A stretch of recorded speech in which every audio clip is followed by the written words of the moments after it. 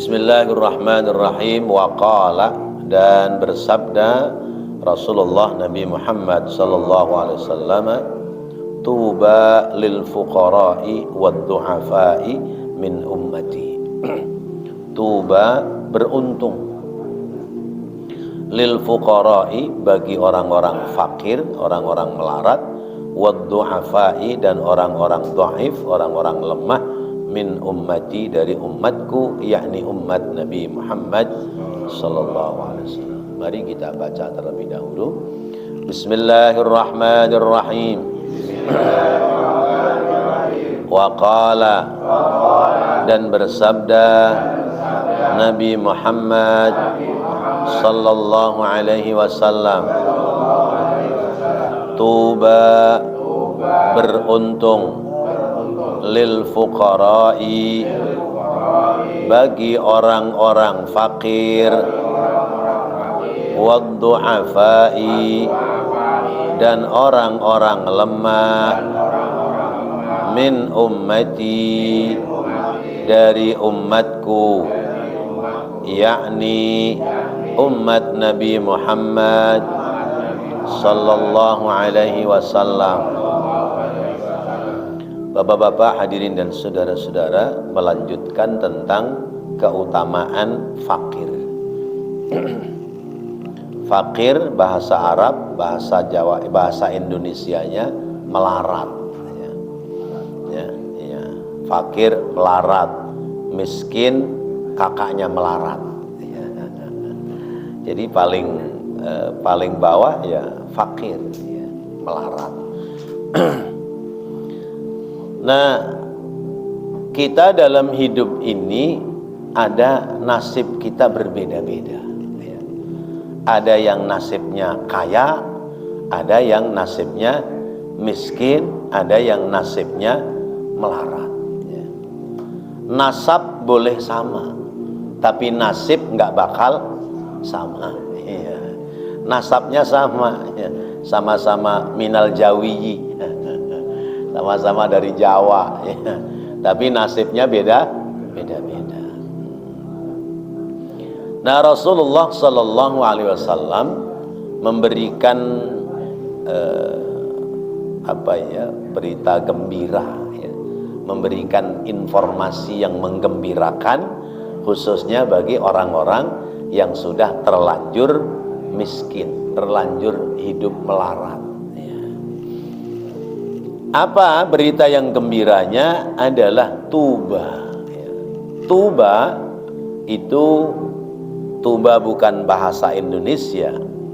Kalau bahasa Indonesia, tuba itu ya racun, ya.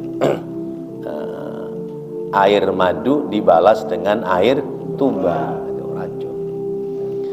Nah, sementara tuba dalam bahasa Arab itu dimaknakan pohon-pohonan yang ada di surga. Bahkan diterangkan di sini, tuba ay al jannah, beruntung, yakni orang akan masuk ke dalam surga. Siapa? Orang fakir yang lemah dari umat Nabi Muhammad sallallahu alaihi wasallam. Wa fi hadzal hadisi, dan dalam hadis ini, nudiba kitmanul faqri, dianjurkan menyembunyikan kemelaratan. Kita ini disunnatkan kalau hidup melarat jangan nonjol-nonjolin kemelaratan kita. Tutupi kemelaratan kita, tutupi kekurangan kita. Nah, kita disunnatkan menutupi kekurangan kita malam yuttarra, selama tidak menjadi madharat. Kalau itu tidak menjadi madharat, maka kekurangan kita, ketidakmampuan kita tutupi, jangan kemudian ditunjukkan kepada orang lain. Kecuali kalau ketidakmampuan kita ini berlanjut bisa menjadi madharat, bisa mencelakai kita, maka kita boleh minta tolong kepada orang lain. Dan minta tolongnya tidak boleh sembarangan kepada orang, pilih-pilih ya. Umpamanya saya sedang tidak punya uang, kemudian kebutuhan rumah tangga tidak bisa dipenuhi, anak istri udah nggak makan 2 hari ya. Besok ketiga harinya, kalau sampai besok tidak makan bisa bahaya, mungkin bisa kena penyakit busung lapar, atau mungkin juga bisa menjadi sebab kematian. Maka saya boleh untuk menceritakan keadaan saya kepada orang-orang tertentu supaya kemudian ada bantuan untuk saya dan keluarga, itu boleh. Tapi selama masih bisa menutupi, dan kalau ditutupi itu tidak menjadikan sebab madarat, maka itu tuba, beruntung.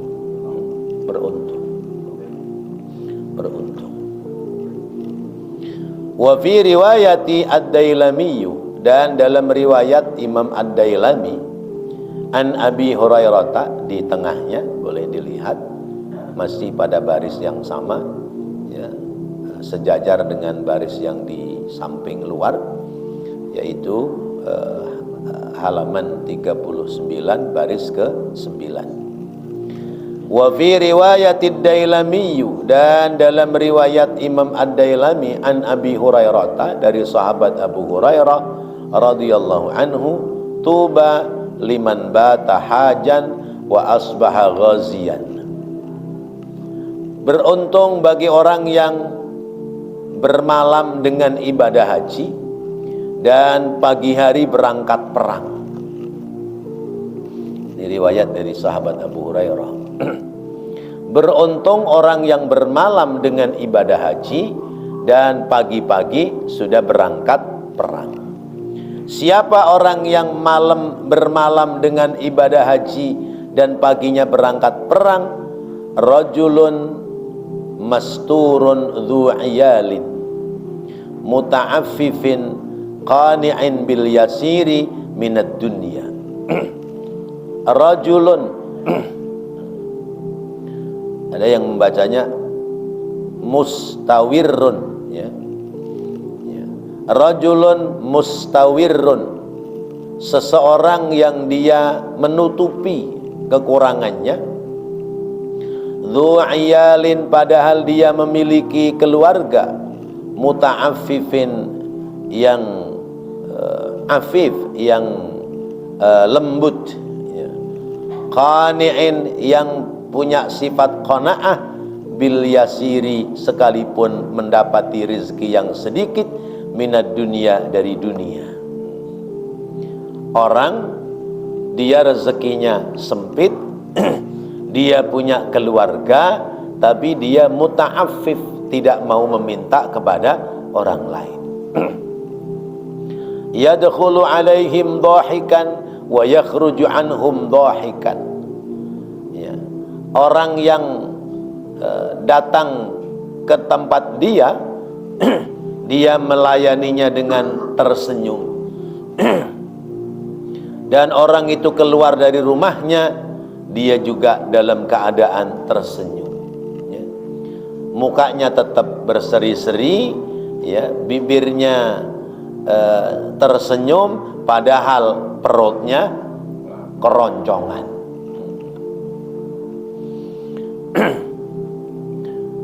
Fawalladzi nafsi biyadihi, maka demi zat yang jiwaku ada dalam kekuasaannya. Ini sumpahnya Rasulullah begitu. Fawalladzi nafsi biyadihi, maka demi zat yang jiwaku ada dalam genggamannya. Innahum, sesungguhnya mereka, hum adalah mereka, al-hajjuna al-ghazuna fi sabilillah. Sesungguhnya mereka adalah orang-orang yang beribadah haji dan orang-orang yang berangkat perang di jalan Allah. Paham gak nih? Ya.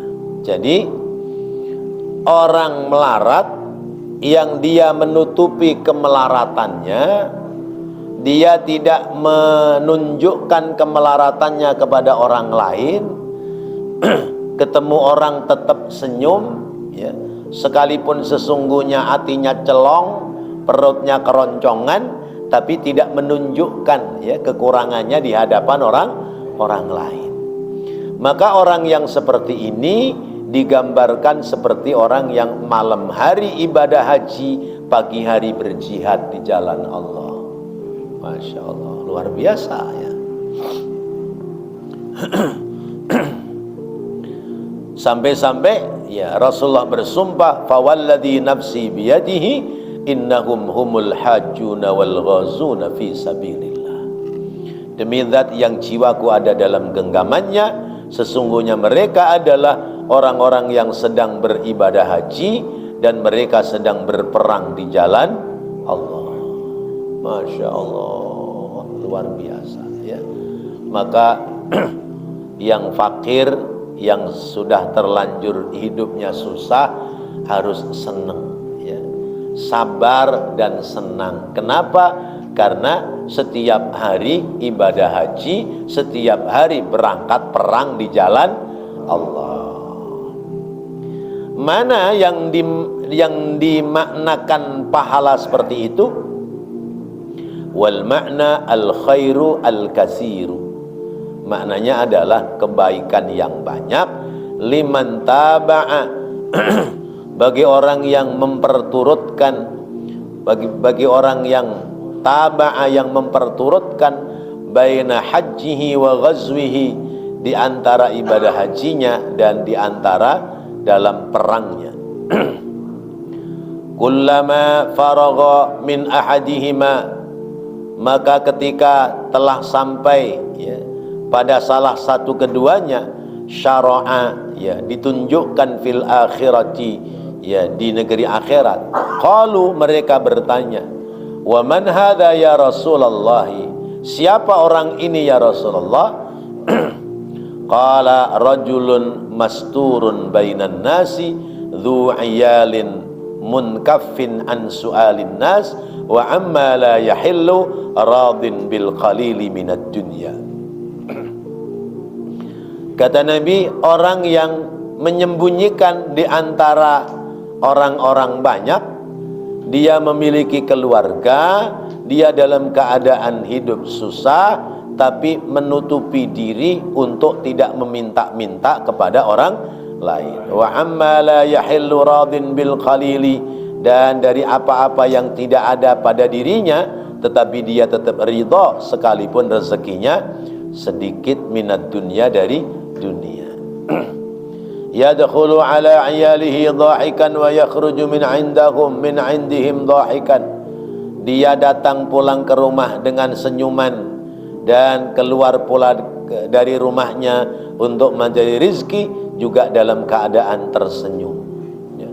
Sekalipun hidupnya susah, tetap senyum, ya, senyum terhadap keluarganya, senyum terhadap orang-orang sekitarnya, sehingga orang lain gak ada yang tahu kalau dia dalam kesulitan hidup.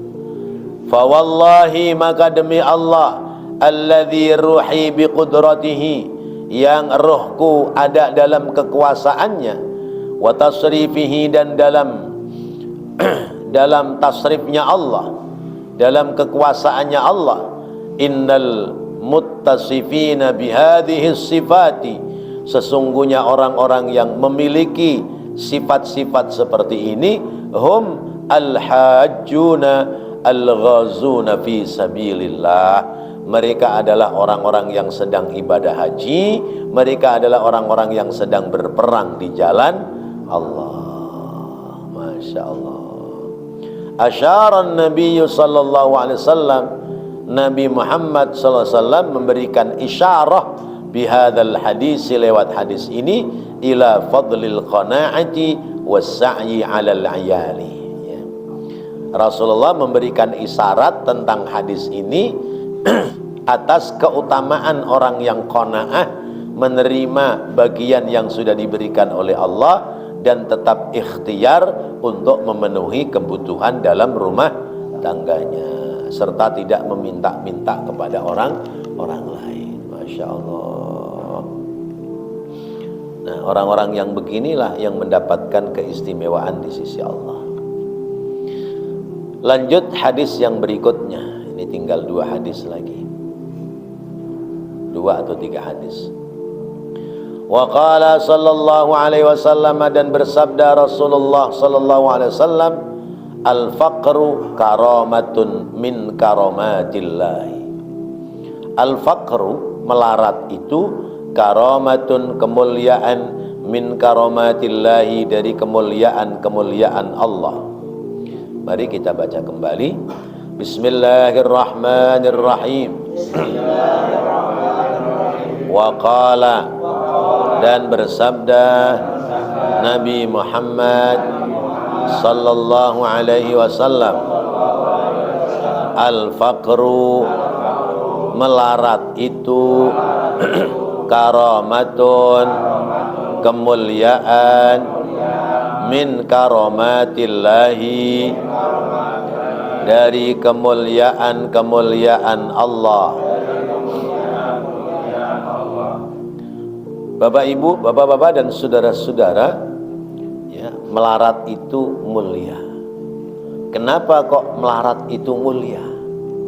Karena orang melarat tapi dia ahli ibadah, kemudian dia qanaah, nerima apa adanya dalam hidupnya, nanti akan didahulukan surganya oleh Allah Subhanahu wa ta'ala. Orang mulia pasti didahulukan. Orang mulia dalam hal sesuatu, ya, apapun pasti akan didahulukan, ya. Misalnya presiden orang mulia. Presiden biar kata datangnya belakangan, persiapan untuk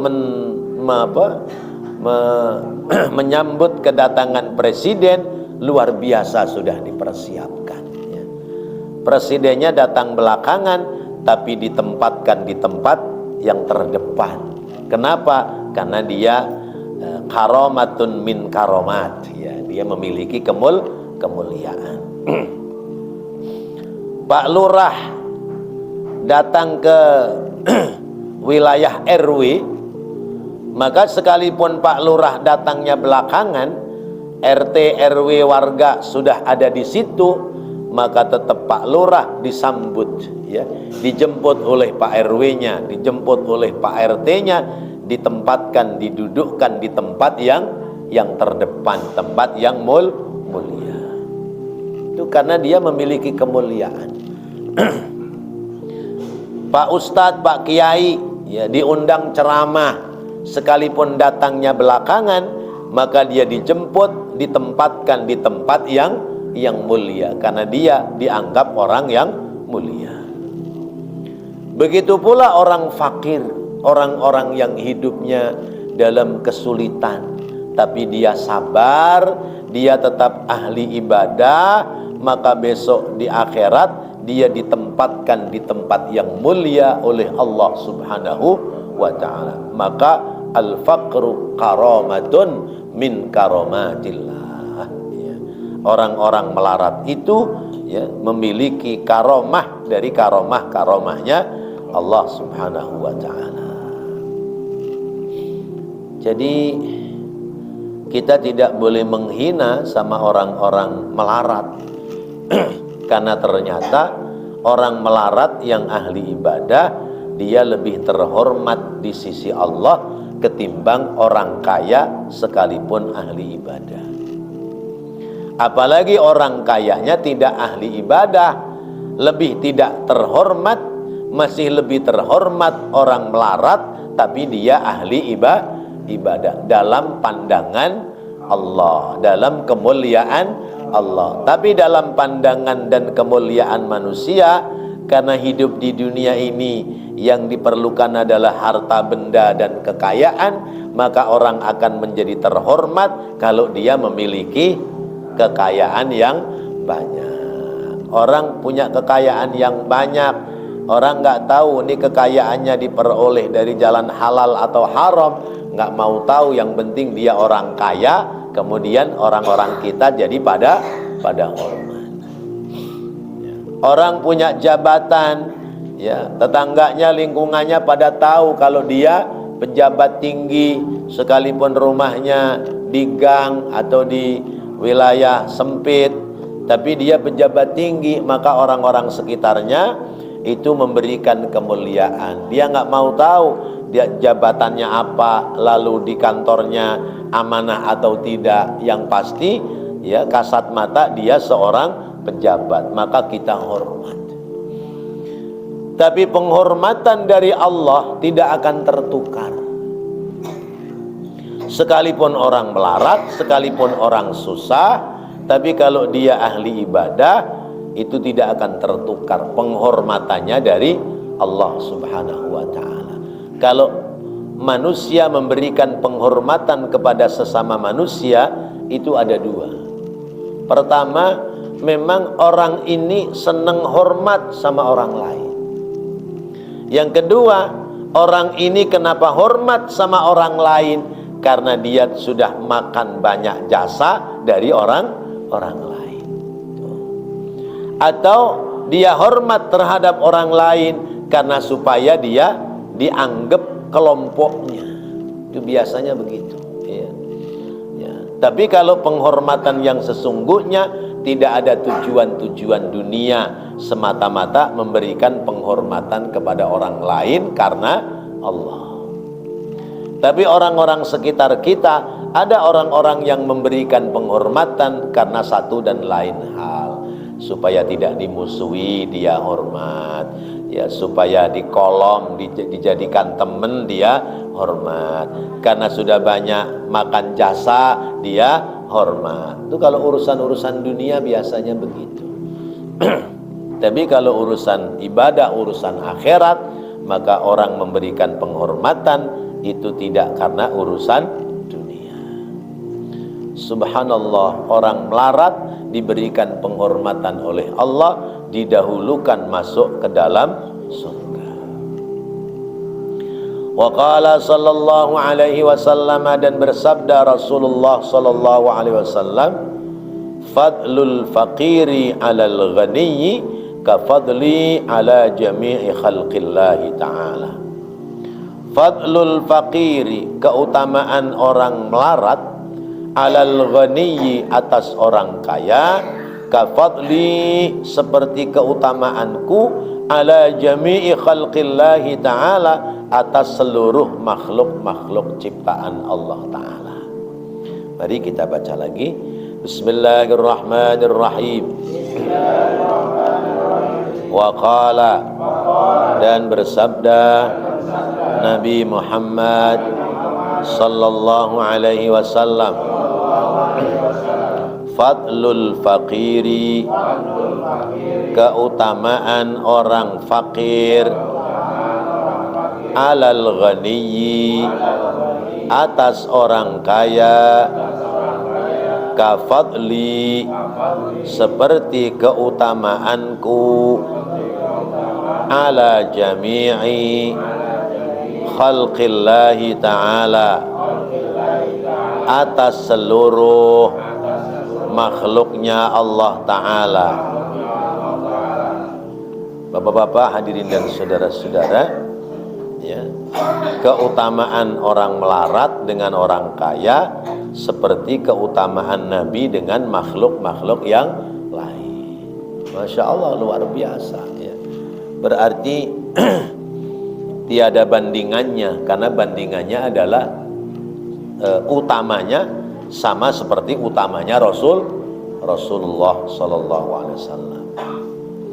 Ruwiya an Aliyin, diriwayatkan dari sahabat Ali karramallahu wajhahu, anin nabiyyi, dari Nabi Muhammad sallallahu alaihi wasallam, annahu qala, bahwasanya anin nabiyyi annahu qala, bahwasanya Nabi bersabda, ahabbul ibadi ilallahi ta'ala al-faqirul qani'u birizkihi ar-radi 'anillahi ta'ala. Ahabbul ibadi, hamba yang paling dicintai oleh Allah, ahabbul ibadi, yang paling dicintai hamba-hamba ilallahi ta'ala, di sisi Allah ta'ala, ya, bahasa kitanya hamba-hamba yang paling dicintai oleh Allah ta'ala. Al-faqiru adalah orang melarat, al-qani'u yang qana'ah birizkihi terhadap rizkinya, ar-radi yang ridho, ya, anillahi ta'ala dari ketentuan Allah ta'ala. Hamba yang paling dicintai oleh Allah adalah orang melarat yang qanaah. Kan susah ya. Orang melarat tapi nerima, ya, nerima jadi orang melarat, ya. Rizkinya sedikit dia terima, ya. Keperluannya tidak seluruhnya terpenuhi, dia tetap terima. Yang kedua, ar-radhi anillahi ta'ala, dia ridha terhadap ketentuan Allah ta'ala. Wa qala, dan bersabda Nabi Muhammad sallallahu alaihi wasallam, la syai'a yu'tihi Allahu mislal faqiri. La syai'a, tidak ada sesuatu, yu'tihi Allahu, yang Allah memberikan kepadanya, mislal faqiri, sama dengan fakir, ya. Tidak ada sesuatu yang lebih utama yang diberikan oleh Allah dalam hidup hambanya yang sepadan dengan keutamaan menjadi orang fakir. Wa auhallahu ta'ala ila Ismail alaihi salam, dan Allah ta'ala mewahyukan kepada Nabi Ismail alaihi salam, utlubuni indal munkasirati qulubuhum, ya. Ya, kata Allah, utlubuni, ya, utlubuni anil munkasirati qulubuhum, ya. Ya, atau udlubni, ya, carilah aku indal munkasirati qulubuhum, yaitu carilah aku di tengah-tengah orang yang celong hatinya, orang yang pecah hatinya. Wa manhum, dan siapa mereka, kata Sayyidina Ismail. Qala, Allah menjawab, al-fuqara'u as-sadiquna, yaitu orang-orang melarat tapi mereka jujur dalam menjalani hidup, ya. Jadi kata Allah kepada Nabi Ismail, carilah aku, ya, kalau ingin ketemu aku maka cari orang-orang melarat yang jujur-jujur, maka aku berada di tengah-tengah mereka. Wa qala sallallahu alaihi wasallam, bersabda Rasulullah sallallahu, la ahada afdalu minal faqiri idza kana radiyan. Tidak ada sesuatu yang lebih utama dari hidup susah apabila orang itu ridho atas kondisi keadaan dalam kesulitan hidupnya. Bapak-bapak, hadirin dan saudara-saudara, ini pelajaran yang berharga bagi kita. Kalaupun kita sudah terlanjur melarat, miskin, susah, kita kudu sing sabar. Tapi yang sudah terlanjur kaya, jangan kemudian duitnya dibuang-buang, harta kekayaannya dibuang, pingin jadi orang melarat, ya. Jadi melarat itu ada melarat memang tidak punya harta, tapi ada melarat sifatnya. Orang itu punya sifat melarat, sehingga sekalipun hartanya banyak, tapi bawaannya tetap seperti orang hidupnya melarat. Wallahu a'lam bissawab. Semoga menjadi ilmu yang bermanfaat. Rabbana taqabbal minna innaka antas sami'ul alim wa tub 'alaina innaka antat tawwabur rahim. Rabbighfir warham wa anta khairur rahimin. Wa sallallahu ala sayyidina Muhammadin wa ala alihi wa sahbihi wa sallam. Walhamdulillahi rabbil alamin. Wassalamu alaikum warahmatullahi wabarakatuh.